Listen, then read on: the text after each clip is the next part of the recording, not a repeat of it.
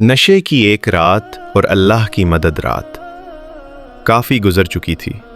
शहर की सड़कें सुनसान थीं और स्ट्रीट लाइट्स मद्धम हो चुकी थीं। एक ऑटो ड्राइवर नशे की हालत में अपना ऑटो चला रहा था।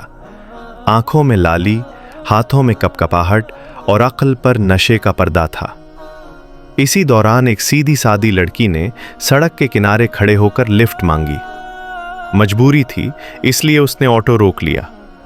शुरू में सब मामूल के मुताबिक था, मगर कुछ ही देर बाद ऑटो ड्राइवर ने मरकजी सड़क छोड़ दी और ऑटो को वीरान जंगल की तरफ मोड़ दिया।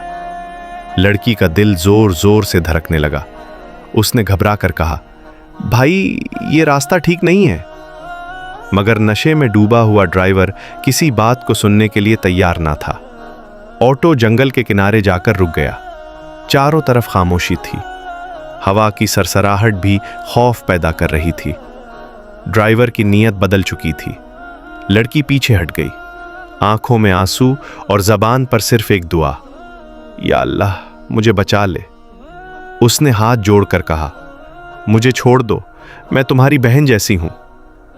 मगर जब इंसान पर नशा और गलत ख्वाहिश गालिब आ जाए तो वो इंसानियत भूल जाता है। इसी लम्हे लड़की ने हिम्मत जमा की।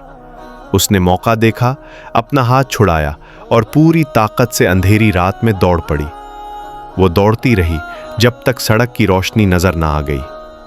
पीछे रह गया वो ऑटो ड्राइवर, अकेला, शर्मिंदा और खौफजदा। इस रात एक मासूम बच्ची अल्लाह की मदद से बच गई और वो ऑटो ड्राइवर ये सच समझ गया कि अल्लाह देर जरूर करता है, मगर जुल्म देखकर खामोश नहीं रहता।